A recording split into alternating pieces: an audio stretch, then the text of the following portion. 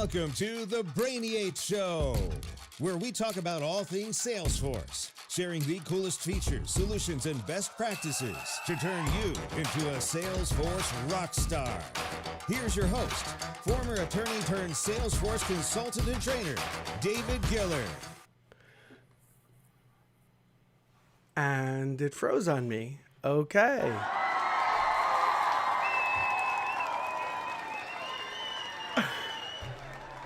Hello and welcome, everyone. I don't know if you guys just saw that the screen froze, because at least on our side it looked like it froze. And as for those of you who have been watching the live show on a weekly basis, there's always something quirky that happens. Sometimes my camera freezes on me, and by the way, it's not just me, it's technology. But anyway, Amanda Nelson, welcome. I'm pointing in the wrong direction. Amanda Nelson, how are you today?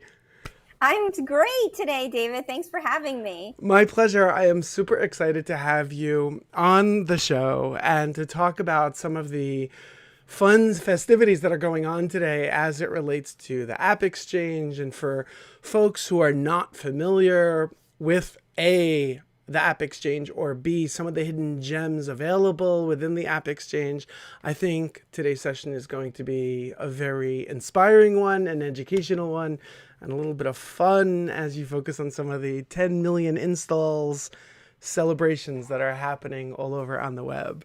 For those of you who have not joined us before, I just want to explain the sort of the format of the show. So basically the first segment of the show is what I sometimes refer to as the talking head segment. And as I mentioned before, Amanda's going to be focusing on a lot of things that are going on right now as it relates to the AppExchange and the 10 million installs.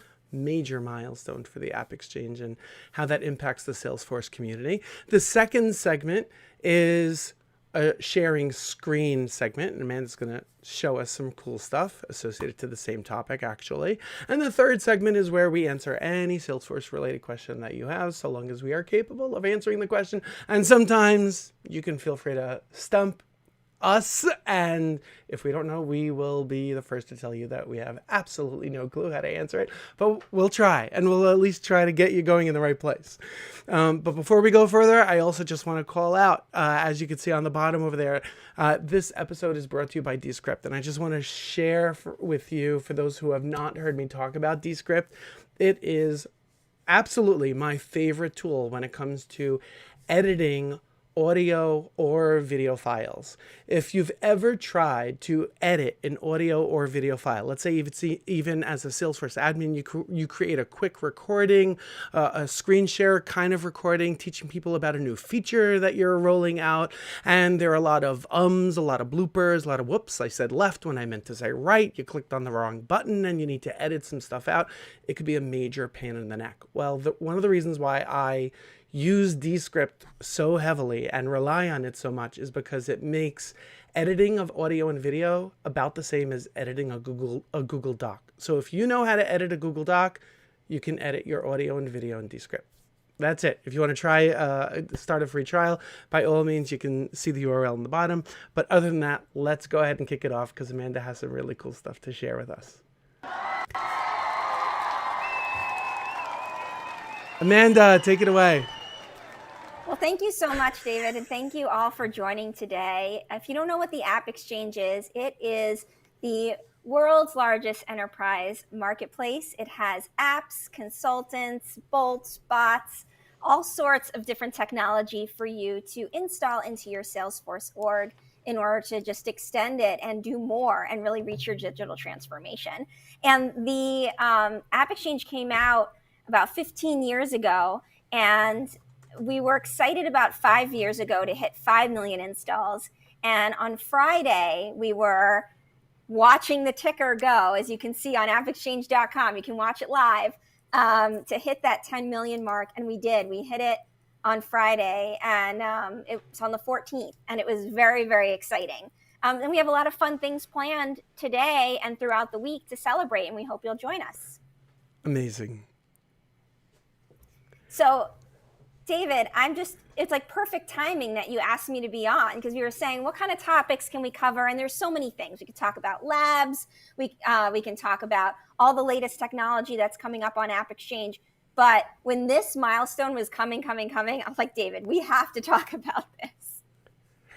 For sure. And, I often tell people how, especially when working with folks who are programmers or coming from a programming mindset, as soon as anyone opens their mouth and says, hey, I'd like to fill in the blank in Salesforce, they automatically assume, oh, sure, I know how to code that. It'll take me about 2 hours to code that, or 4 days to code that, whatever it is.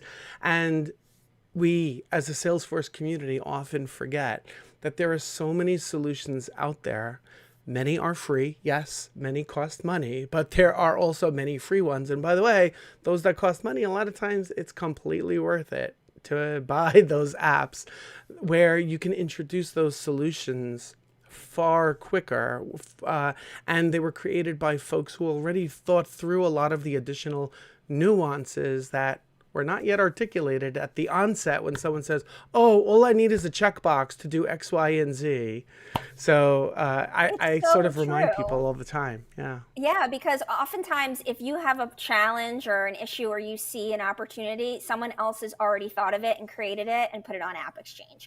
So I would say that whenever you come up to a new challenge, you want to do something in Salesforce that you can't seem to do out of the box, go to AppExchange, search for it, and you'll most likely find an app that can do it for you, that somebody's already built. And even better, once you go to the listing on the AppExchange, you can see whether it's screenshots or a walkthrough video. You can get some insight on what it will look like before you actually click on anything to install it. And you can also see some of the feedback that others have left, some of the reviews for any of the particular apps that are out there. And honestly, that really helps to vet some of the apps before you start diving any deeper into any of the solutions that you might find on the AppExchange.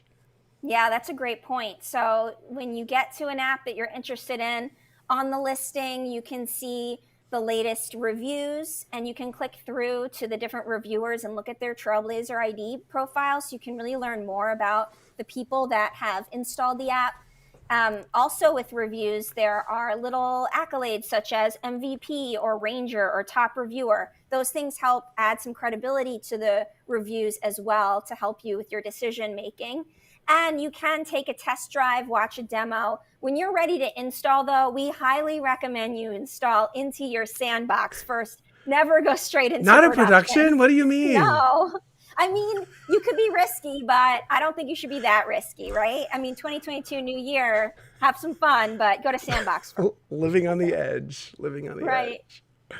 I couldn't agree more. And also, just to talk about reviews for a minute, for anyone who has done any shopping on Amazon and looked at Amazon reviews for any product, the point that you just made, Amanda, regarding looking deeper into the person who left a particular review and their quote unquote credentials, their level of knowledge and expertise, that goes a long way in terms of giving a little bit more color into that where that person is coming from and their level of knowledge and expertise and their expectations of what a particular app can do.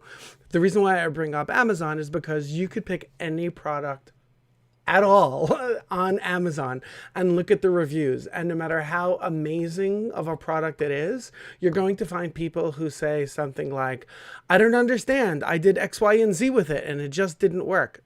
Did you actually plug it in? Did you turn it on? Like what were you thinking when you know, because also sometimes they're describing something totally outrageous that the product was never meant to do and they're complaining about it. On the flip side, you go to any product that you know is terrible quality. It's basically a disposable piece of junk. And you go to and you look in the reviews and you're going to have people who are going to give glowing reviews for it. So it can absolutely be a challenge, which is why even like on Amazon, You can see when it says a verified customer, a verified purchase. You can also look at that person's profile. So similarly, these concepts also apply on the AppExchange. And it's really important because you're always going to have some people who will just complain about everything, regardless of how good it is. And they're, like I mentioned before, their expectations are not as realistic as they should be. So we need to have that perspective as well. I think what's great, though, is that we have an amazing community at Salesforce, and reviews tie into that. Every app that you review does show up in your Trailblazer ID profile in terms of number of apps reviewed. And also, if you do leave a review, positive or negative, just honest, which is all we ask for, right? Partners who built the app can go in and comment on it. They could also like it. And so sometimes a challenge was addressed through a review, and a partner is actually able to resolve it. So really, that is what community is all about. It's about being altruistic, coming together, helping each other, all for the greater good.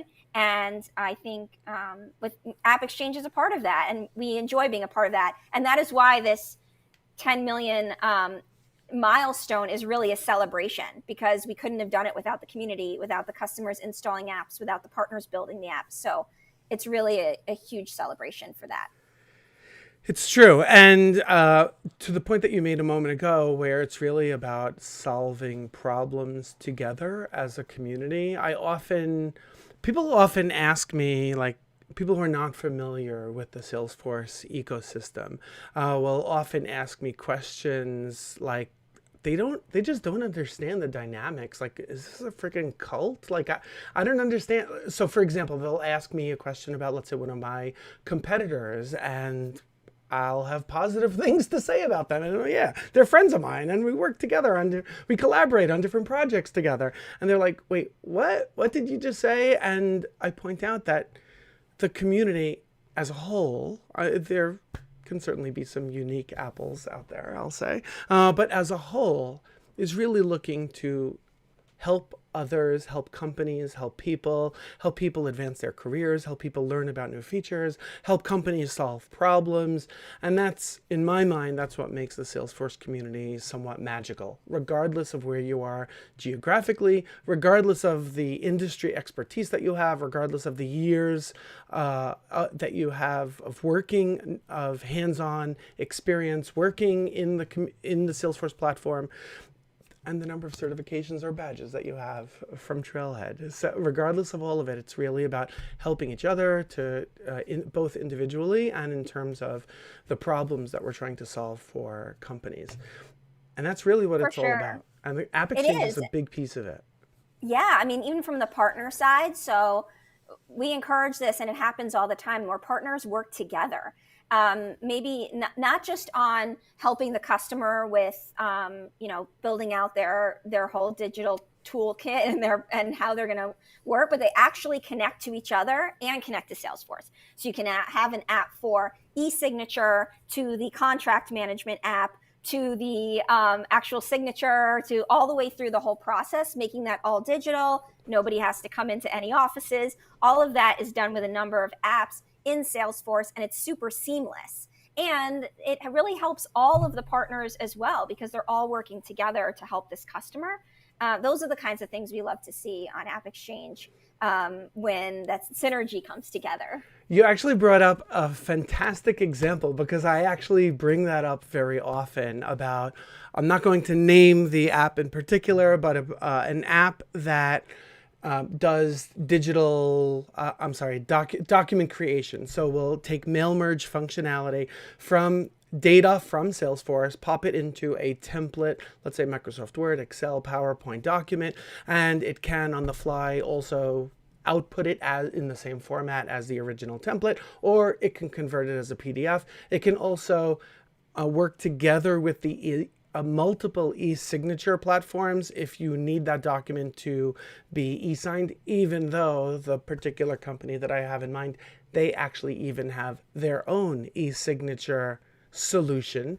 And they take it a step further as well, which is allow you to save that output file either on your desktop or in Salesforce attached to the record itself, or in a cloud-based solution like Dropbox or Box.com.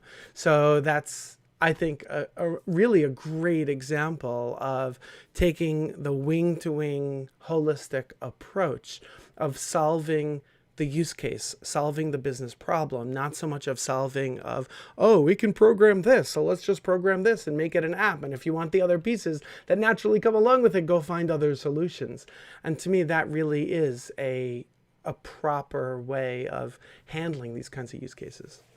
For sure. And those are big use cases, right? There's also small ones where if the head of a department or even your CEO is asking for a number of dashboards to be pulled for adoption or sales results or something like that, building all those individual reports and dashboards can take time, but you can also install one app for, I think, Salesforce adoption dashboards. I want to say it comes with like 50 pre-built dashboards in there. And you can spin that up super easily, and you're then the hero. I mean, you've really saved a lot of time. You've made it really easy, and you're giving your leadership exactly what they're looking for. So whether it's a simple one app use case like that, or a big one that you're talking about, multiple departments, multiple processes, either way you can go with these different solutions on AppExchange.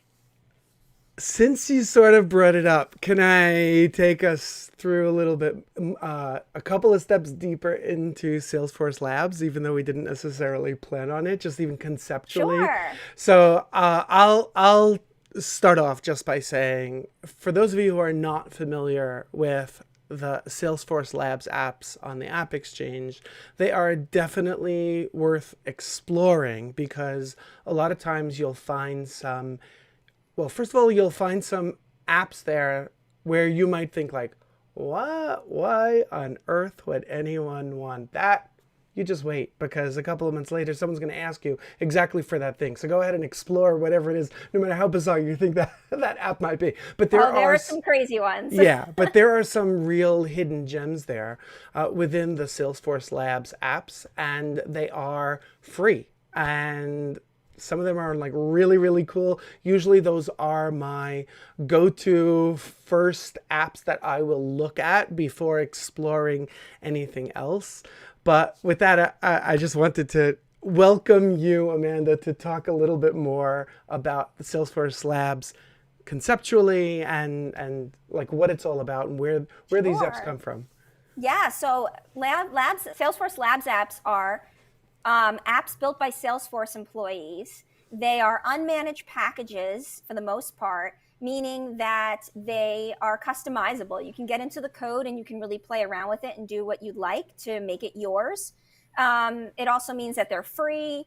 Unmanaged means that there's not necessarily a team or a person associated with the app. So it is really open to however you want to play around with it. And that's because it's built by an employee. So the employees are doing other things in addition to building lab solutions. Sometimes they build them for their own needs and their own wants. And then other times they do it because they have just an interest in a cause, or we've had internal sweepstakes and contests to get labs solutions built. I believe there's over 300, maybe 400 out there. And we have a team that's constantly updating them, keeping them fresh, and working on them. So if you've never installed an app before, I would start with Labs. I think that's a good first experience for you. Salesforce Adoption Dashboard's great, as well as My V2 Mom, Trail Tracker. There's a bunch of great ones out there. David, do you have any favorites? You know, you mentioned earlier the adoption reports and dashboards.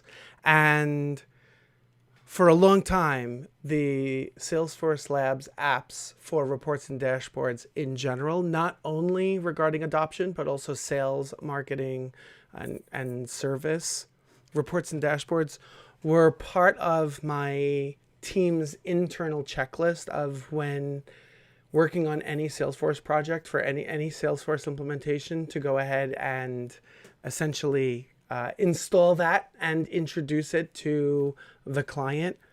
But am I mistaken in my understanding that those are now part of any new instance?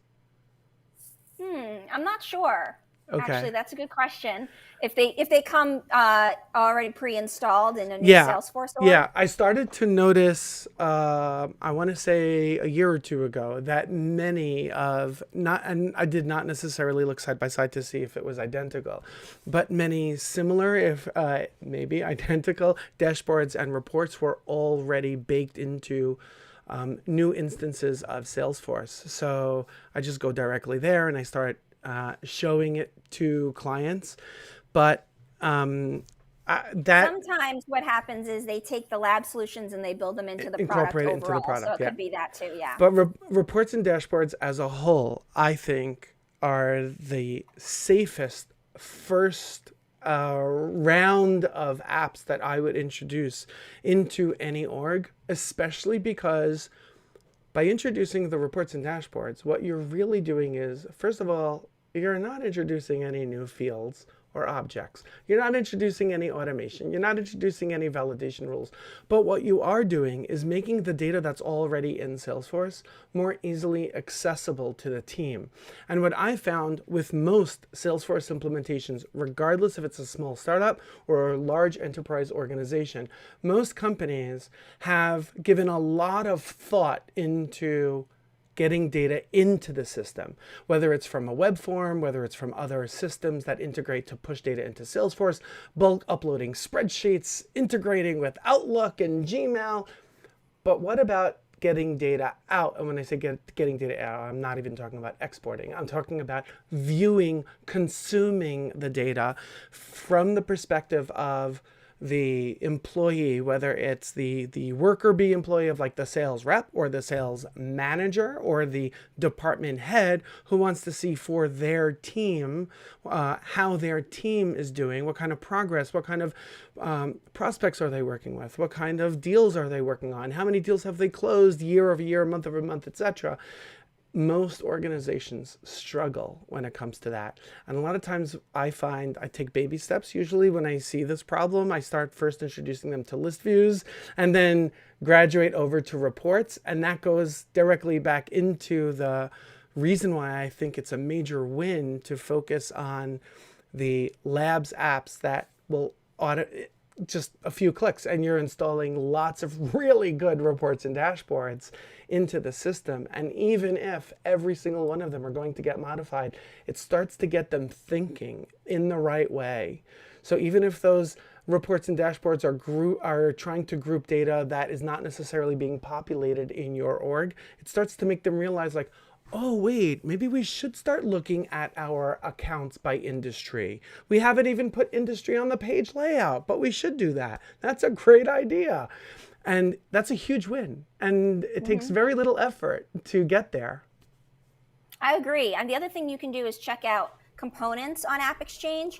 There are Labs components, but also partner components. And those enable you to kind of customize your Salesforce experience, the pages itself, and it's more of that drag and drop. So if you always want your sales team to see this dashboard or this report or this sales deal or whatever, or this account or the latest news about an account, you can really customize the page without having to use code.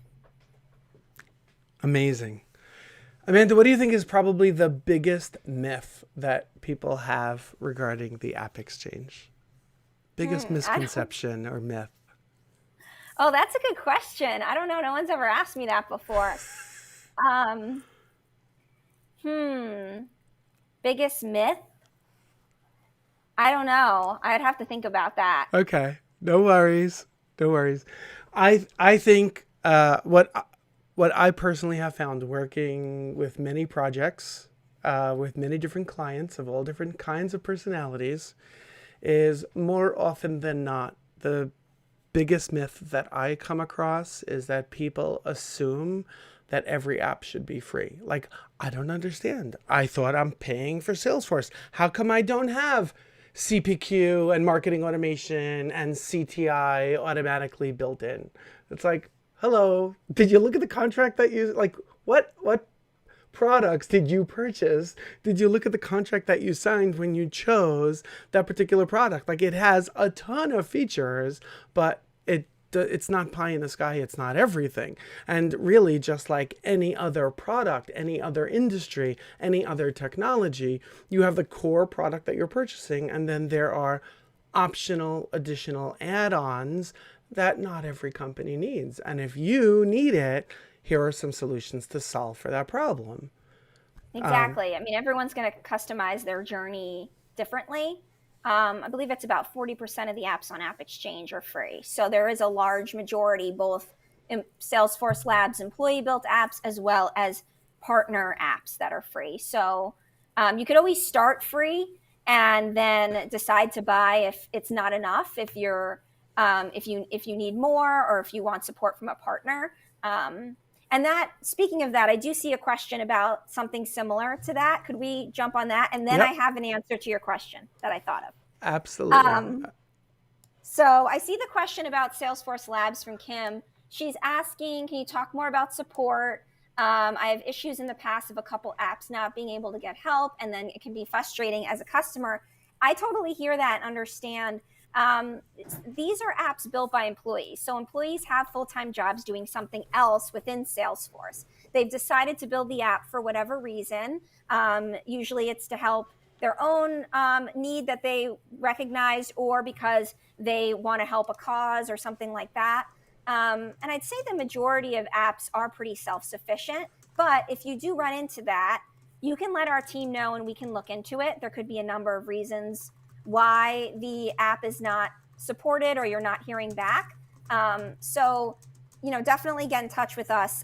I'm happy to look into it for you with the Salesforce Labs team. But just know that this is a free app and it's not an employee's full-time job. So that's probably why. And if you need it, if you're trying to do something bigger with a free app, you might want to think about investing in a partner app that's going to be able to do that. Like, for example, there are free Labs apps for project management, like Milestones PM is a great one, but that's only going to take you so far. So you probably want to look into a more robust project management tool from TaskRay or something like that. So it all depends on what you want to do. I hope that helped. I would also suggest thinking of, that is a great question. So thank you for asking it, Kim. I would suggest thinking of the Labs apps as a Salesforce employee who was geeking out in their spare time as a hobby, and they created something that's viable enough that they wanted to share with others.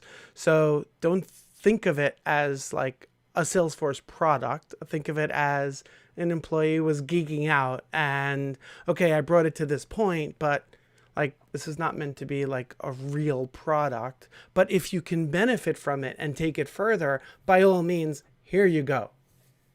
So, yeah, I mean, there's so many great ones for that, like out of office responder, like little buttons and things you can add into your experience for your users that they will really benefit from, that took zero time for you to implement because it's just a small app. So something like that, I think, might be helpful more than a bigger, more robust need using Labs. Yep. My myth, I think that people might think you can only install apps into Salesforce orgs, but that's not true. I mean, we have apps for Commerce Cloud, communities, so you can actually get a number of solutions for other Salesforce products outside of Sales Cloud, Service Cloud, the core Salesforce. I never even thought of that. So that's a great one. Thank you, Amanda. Yeah, I mean, I come from Marketing Cloud, so I know what it's like to work in lots of different systems. Yeah. When you're in, like, for example, for email with Parda, could be different experience than Commerce Cloud. So you can get apps for all of those. Absolutely. One other thing I wanted to touch on, because you mentioned earlier regarding free apps, very often I find that companies don't necessarily think about other digital tools that they're using, other SaaS tools that they're using, and they are using it within the context of the same type of work stream that they are using Salesforce for. So in other words, if they're using Salesforce for sales, for marketing, and there are other digital tools that they happen to also be using within the context of sales and marketing. I'll use Box as an example. They happen to be using Box to store their files regarding deals that they're working on. And they often don't even realize that they can integrate Box with Salesforce. And since they're already a customer of Box and already a customer of Salesforce, installing the app is totally free. You're not paying anything extra to have the app. And now you're working with both tools within the same context. So when you're looking, just to carry through with that example that I happen to have brought up, when you're looking at a particular record in Salesforce, you can also see on that record, you can also see, think of it as sort of an iframe, even though technically it's not an iframe, but it's like an iframe, where you can see the corresponding Box subfolder for that particular record. So when you click onto a different record, let's say a different opportunity or a different account or a different contact, you're looking at the appropriate subfolder for that record that you just clicked on. That's very, very powerful all by itself. And for many companies, they're already using these tools. You don't have to pay anything extra to install the app and to use it appropriately. Yeah, agreed. That is a great example of a connector, and there are plenty of connectors on AppExchange. So I would say that if you're using disparate systems, which is fine. I mean, there's so many, that's what this is all about, right? In this world, is picking and choosing the different tools you want for whatever purposes you need them for, and then you can connect them together with AppExchange. So just search for those tools, whether it's Box or any like marketing tool, for example. Search on AppExchange and see if there is a connector. There's also connectors for social. So you can connect LinkedIn in there and Twitter and Evernote, all sorts of things. So I would recommend checking it out and take the time to set up those connections to make it much easier for you in the long run. Absolutely. All right, ready to switch over to the second segment of the screen share? Sure, I'm ready. All righty.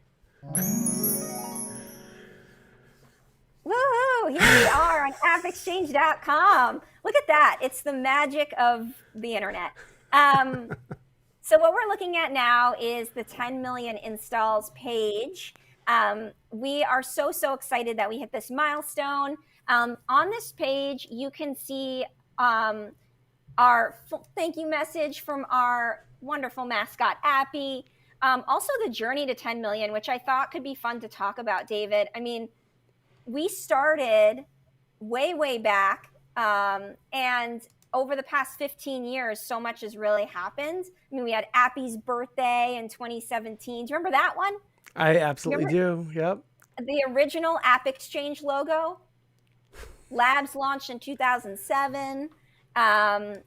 We were originally supposed to be called the App Store. I don't know if people knew that, but the name App Store was gifted from Mark to Steve Jobs. That happened, and that's when we became the AppExchange. In 2015, we had our first demo jam. The demo jam is tried and true. One of my favorite things about working at Salesforce. It is our game show style webinar and live event where partners demo their app in 3 minutes for the audience vote. It's a lot of fun. Some of these people in the chat I can see here, they have done demo jams with me. By the way, for those of you who are watching this, whether it's live or watching the recording, and you have not witnessed a demo jam, so okay, in the world we're living in today, where most of us are still virtual and probably going to be virtual sadly for some time, I would recommend finding some of the demo jams that are online on YouTube, and they are fun. They are way more fun in person, but they are definitely fun. And we do them every third Thursday live on Zoom as a webinar. Actually, there's one this Thursday. So go to appdemojam.com and you can sign up for the next demo jam and watch. And what's fun about the webinar is you get to vote on your favorite demo. And so the winner is really chosen by you. So we make it fun and interactive. You can also ask questions. So our first demo jam was in 2015 when I first joined the team. And we still do it today. We've done over 400 demo jams. So it's grown tremendously over the years. Also on this page, we asked customers, employees, partners, why they love AppExchange in 10 words or less. to celebrate 10 million. So you can watch this video, see if your friends are in there, maybe you're in there, and see if they can explain their love of AppExchange in 10 words.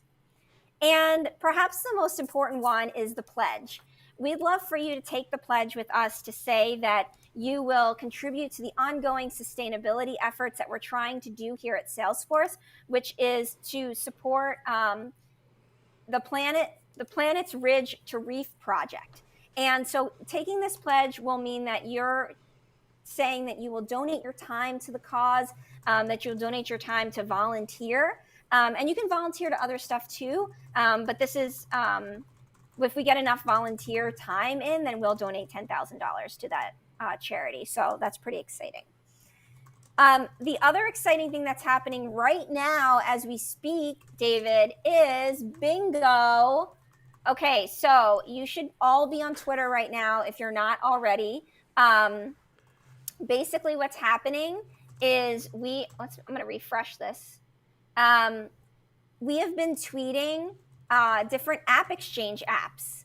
And so all you have to do is go get yourself a bingo card, check out hashtag 10 million. You can find out the details there.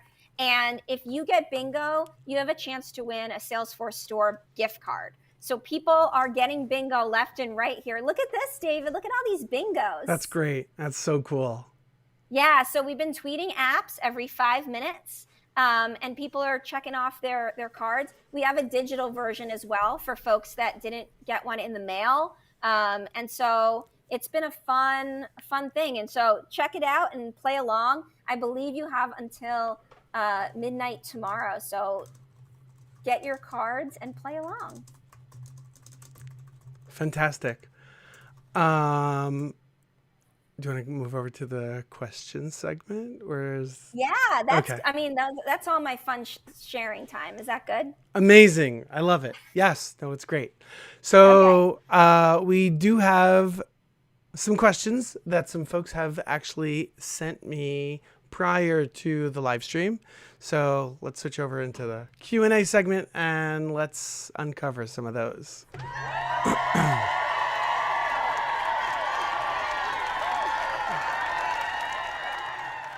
Alrighty, so the first one that we've got here is, hang on one second, let's put this on the screen. So the first question that I have is, Michael Farrington is in the house. Sorry. Oh, Michael Force, sorry. Yes, hello. What's the best way to leverage some checklists as an admin to work more efficiently for new user onboarding, data imports, business requirements gathering, etc.?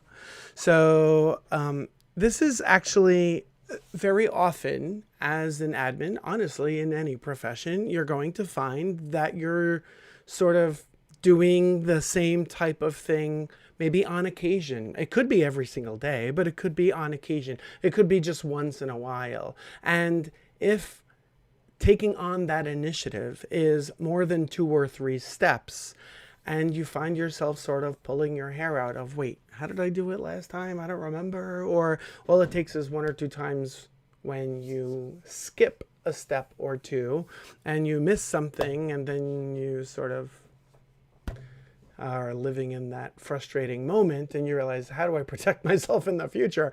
I am a huge fan of checklists. My family actually makes fun of me all the time for it.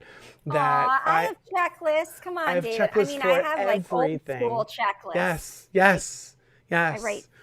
I have checklists. And it's funny, like you mentioned Evernote before. So for many years, I was using Evernote and I had checklists for everything. So even like for traveling, so I would have within that, I would have sub checklists of when traveling for work over a weekend, when traveling for work, when traveling with kids, when traveling by car, when traveling by air. So I'm a huge fan of checklists. So my recommendation is this.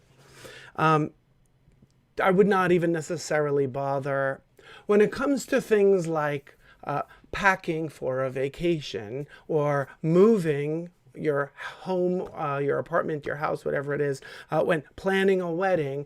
Yeah, go to Google and just find some generic checklist, and you can work off of that.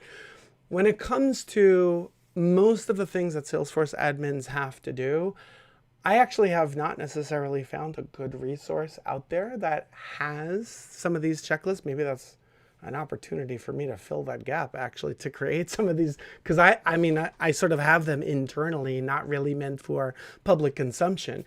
But things like when a new user comes on board, when an employee leaves and someone else is taking on their role, when a company is reallocating the accounts among their sales team members, when doing a data import, the things to look for. So my recommendation is simply start off when next time you are doing something and you realize, oh yeah, every time I do this, I sort of scramble. Just do a brain dump at that moment. What are the steps that I'm going to do right now that I need to do in order to accomplish this initiative, this mini project? Actually, it could be a full-fledged project. You never know. And just start with that. Iterate as you go from there. Use that document that you created the first time. Use it the next time that you have to revisit a similar project, and build it to make it your own. More often than not, you're going to find that there are particular nuances within your company, within your organization, within your own responsibilities. When I say organization, what I really mean is not the company, your Salesforce org is what I meant to say.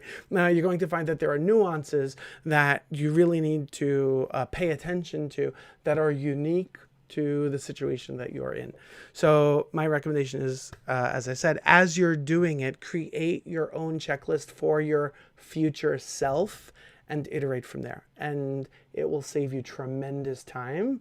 It will also save you tremendous stress along the way.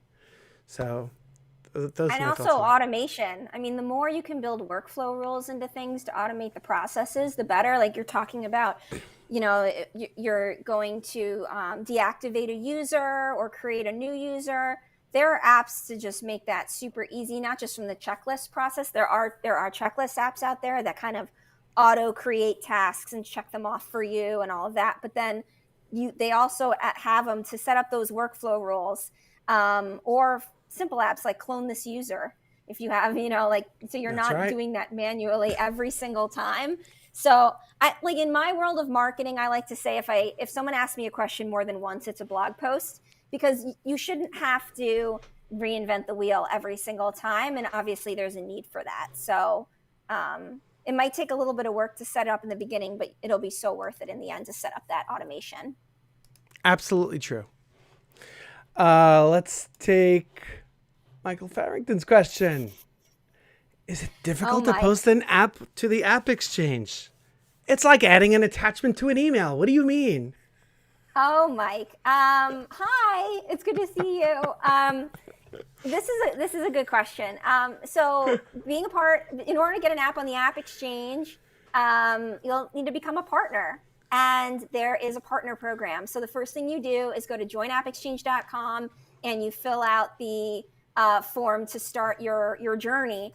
Is it easy? No, and that's on purpose, because when you have your app integrated in a customer's org, that is very, very crucial to keep security and trust in mind. And at Salesforce, trust is our number one value. So all apps go through a rigorous security review process to make sure that everything is going to be secure and safe for the customer, which is what we all want in the end.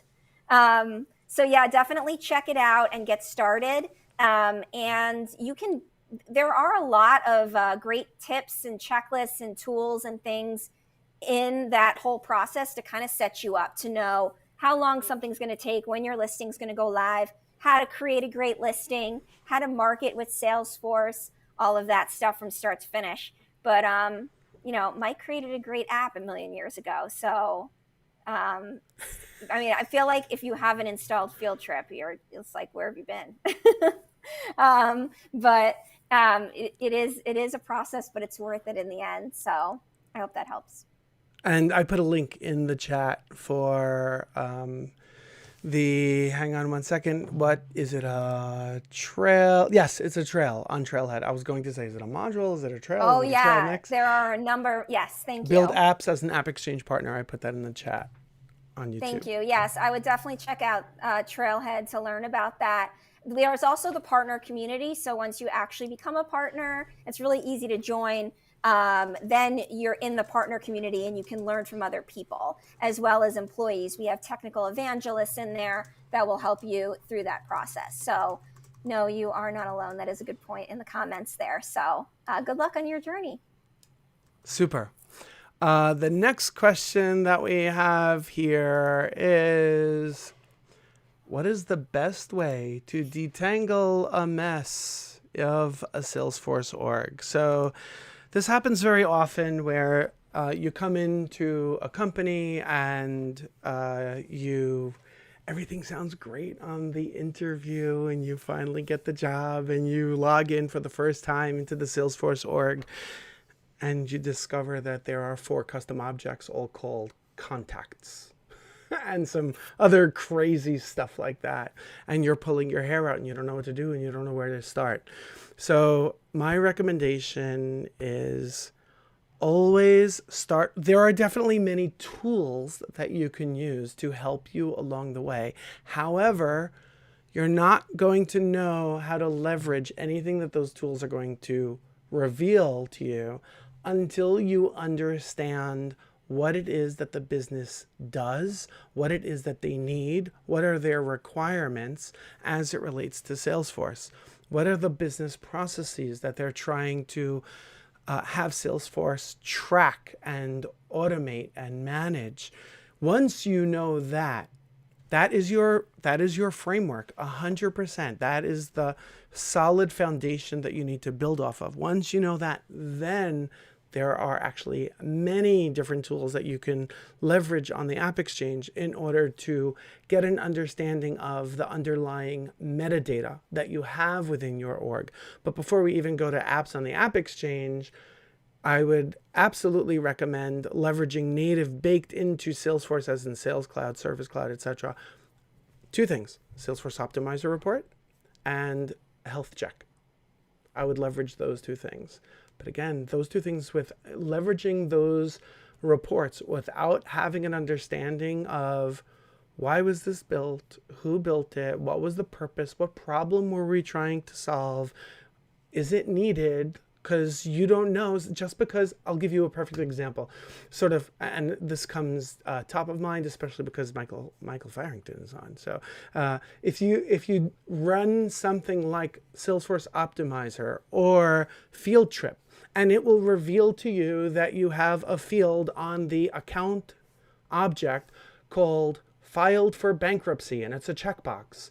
And these tools will reveal that not a single time has it ever been populated. Does that mean that you could just go and hit delete with confidence? Absolutely not.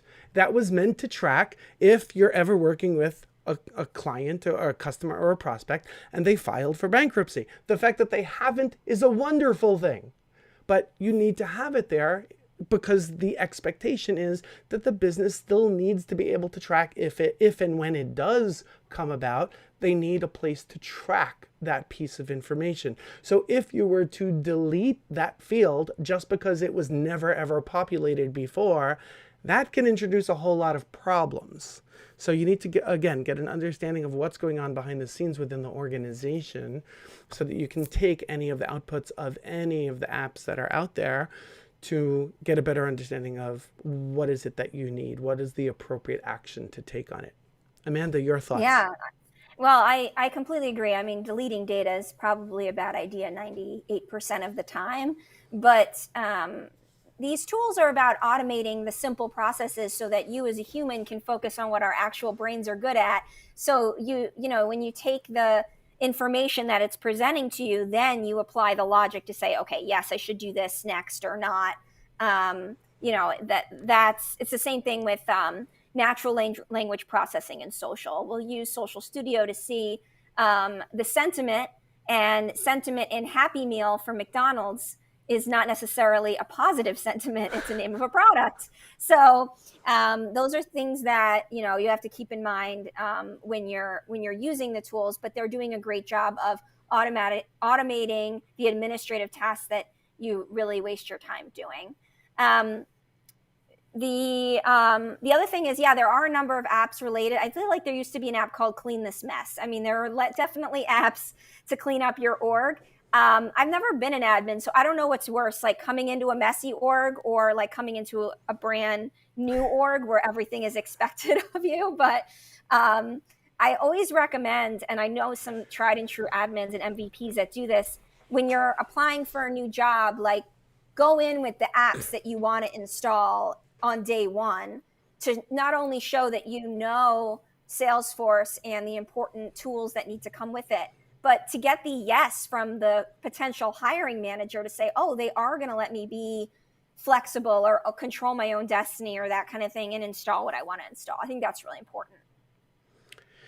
That's absolutely true. And a couple of thoughts come to mind based on what you just said. So first, as it relates to which is better or worse, going into a brand new org with a clean slate, like a blank canvas, versus inheriting a messy org, I can tell you that for myself, my own thoughts on it, having done both, each one brings a totally different level of crazy over-the-top enthusiasm. So I get a thrill out of solving problems. So seeing that messy, horrible org with all kinds of like really crazy stuff, and I want to pull my hair out, I don't hold back on the wild facial expressions and the eye roll when I'm in a Zoom meeting with a client and they reveal to me some of the crazy stuff. And I'm like, oh my God, who the hell created that? Because to me, I also, I see it as a problem to solve, a puzzle. The pieces of the puzzle are here, and I just need to figure out how to make sense of it. But it can be insanely overwhelming. It can absolutely feel daunting. It can feel like you're trying to boil the ocean. So I absolutely, totally get that. I would say most admins love the idea. I don't know if I know, I'm not familiar with a lot of people, a lot of Salesforce admins who would feel that intimidated by starting with a brand new org, because a lot of times admins will feel that, hey, with a brand new org, if I make mistakes, they're my mistakes. At least I don't have to inherit somebody else's mess, and I'm starting with a clean slate. So even if I do make a couple of mistakes, they're going to be limited in size and scope, and at least I'll know how to detangle it. So there's usually a lot of excitement with the starting of a brand new org for that reason. But I think I know that I am not alone in my excitement for detangling messes of orgs, and it can absolutely feel overwhelming. It can absolutely take many, many months. I have one particular client I have many clients where I inherited a disaster of an org. One particular client where I met weekly with the COO to go through.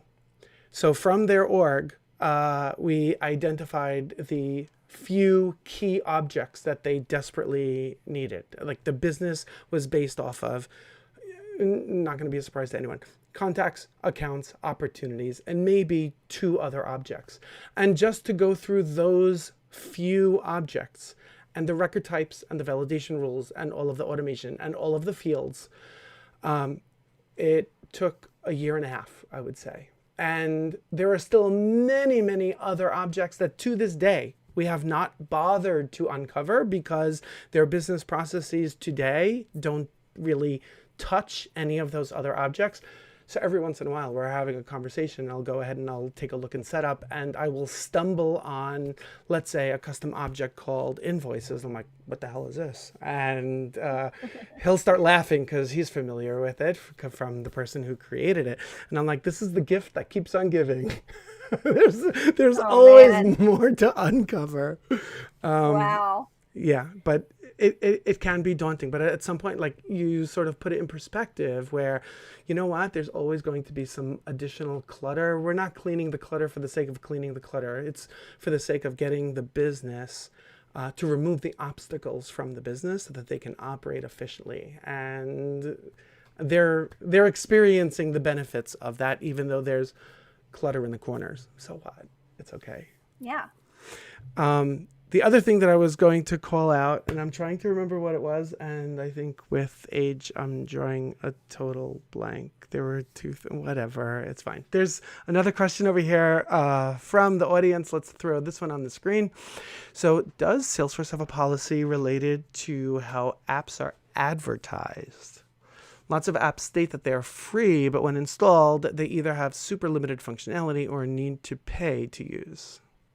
Yes. That is a good question. We do get that sometimes. A couple of years back, we required pricing on all listings. So once a partner's listing goes live, they have the ability to customize it, add screenshots, watch a demo, whatever, but also it's the pricing. So that was important because before it wasn't required, you didn't know, and that's not really fair to go through the process and not have that up front. So that was required. Once that was required, there's the, there is the latest release notes that we're looking to really kind of crack down on that even more, because there's like the freemium model and then the free trial model, but we definitely look at that and we work with partners to be as clear as possible when it comes to that. And we're working to update AppExchange even more around that. But on the partner publishing console side. So we are aware of that and we do work on it. And also if there's anything that pops up related specifically, like a specific app or challenge you're facing, you can reach out to us and we can dig into it more. This can definitely be a point of confusion and frustration for people. So I totally get it. And honestly, even the example that I brought up earlier of utilizing Box as a Box customer, if someone were to go to the Box listing on the AppExchange and it says free, I don't have it up right now myself, but it's possible that it's only deep in the fine print of the description where it indicates free for Box customers that someone could think. I'm not trying to pick on Box, by the way. Again, I don't even have their listing open, but I'm just using that as an example where it might be free with a particular level of licensing for that underlying app. And that by itself can be a huge point of confusion and B, frustration. If someone were to download it thinking, oh, I just found a free Box account. And no, you need to actually have a particular level of licensing with Box to do that. Yeah, and like I said, I think we're going to be updating in the latest release, and I think that originally this came from the AppExchange. I was trying to find it quickly when we were talking, but there was something on the AppExchange about that we can find that link and share, and you can read more about what we're doing. Awesome. We have time for one more quick question, and then we'll wrap it up. So this question, a lot of people are always asking about personal branding. So this question is, can I build my personal brand through the AppExchange? So Amanda, I don't know what your thoughts are on this, but what I would say is absolutely. If you are a Salesforce professional and you have some familiarity with some apps on the AppExchange, let's even talk only about the Salesforce Labs apps. Let's make believe you're relatively new in your Salesforce career. You haven't used any of the paid apps or anything beyond the Salesforce Labs apps, and you've played around with and used some of the Salesforce Labs apps on the AppExchange, and you have some opinions about them. Some of them get you really excited. Some of them you find a little bit confusing. Some of them you think is the coolest thing since sliced bread. Go ahead and just take that perspective, your knowledge, your hands-on experience, your opinions, your thoughts on it, turn it into a blog article, turn it into a series of blog articles, turn it into a bunch of articles that you post on LinkedIn, turn it into a bunch of YouTube videos. And just by doing that, you are building your personal brand. You are sharing with the world not only the fact that these apps exist, but also your thoughts on the different problems that they can solve within an organization, the types of organizations that can benefit from using these apps. So it costs you absolutely nothing other than your time. But those are my thoughts on how you can build your personal brand through the AppExchange. Amanda, any thoughts on that? Yes, and I know we're almost out of time. I'd say two things. One, yes, if you check out bit.ly/appy sharing, all lowercase, like appy, and then appy, like appy's on my shirt, appy sharing. that is a link to submit to write with us. If you want to guest blog for AppExchange or have us tweet something that you put together, you can submit your stuff there. And so AppExchange will share it for you and help you with that. The other idea is if you are building your consulting practice or you have technology that you think can integrate into Salesforce that you are building yourself, you could absolutely have an AppExchange listing and get lots of exposure that way. So we'd love to work with you. Awesome. Thank you, Amanda. Thank you for joining us today. Thank you for everyone who was able to join the live stream and for your input and for your excitement. Congratulations to everyone for the 10 million installs on the AppExchange. See you all next time. Bye. Alrighty, bye-bye now. Bye.